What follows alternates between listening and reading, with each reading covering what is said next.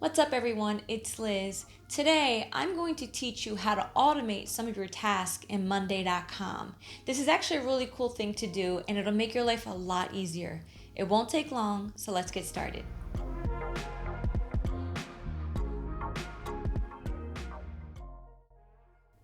Okay, so to start our automations, what we're going to do is we're going to go to one of our boards. And up here, you're going to see this button that says automate. So I'm going to click automate. Now, before I go into this, I just want to point out a few things.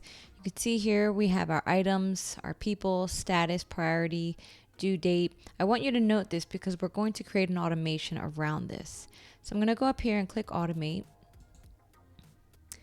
And from here, I can really create any type of automation that I would like. The cool thing is that Monday.com actually has a bunch of templates already created that you can use. So I'm actually going to use the due date one right here if I click on that. And if you scroll through it, you're going to see there's so many different options that they have. So I'm going to use, let's say, this one.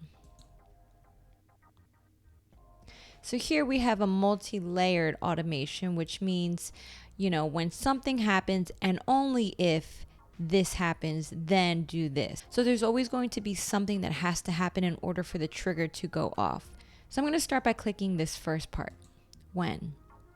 You can decide at any point when you want this to happen. Do you want it to happen the day of, at a specific time, or would you prefer for it to happen maybe a day or so before? So I'm going to say one day before, that's when I'm going to set my trigger off.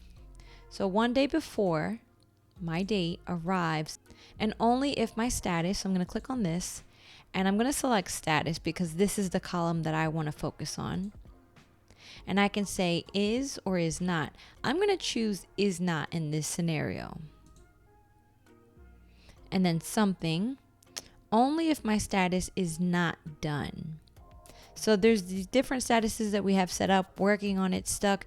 So one day before the date arrives, only if the status is not done, then I want the next thing to happen. So then what I'll do is I'll click on this notify section.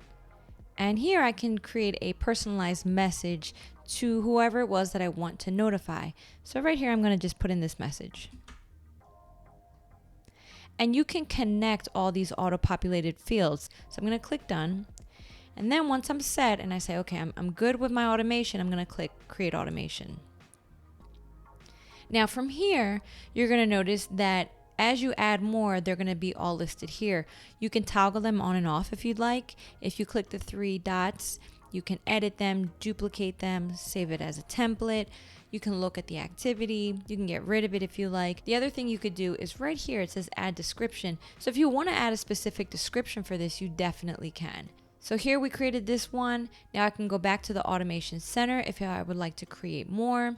If you don't see something that you're looking for, then you can also just create one from scratch. So again, it's always based on a trigger. Something has to happen in order for the trigger to go off.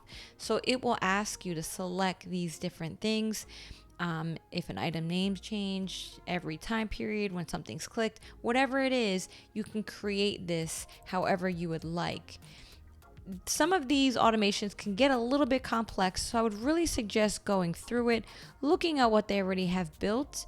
Even if you don't use it exactly as they do, it's always easier to use a template and change some of those items. So for example, this one has already a couple things built out, so maybe it's not exactly what I need, but it's a little bit easier to kind of build around it if you're not familiar with automations yet. And that's it. Make sure you subscribe to my YouTube channel for more helpful tips and tricks. Until next time, ciao!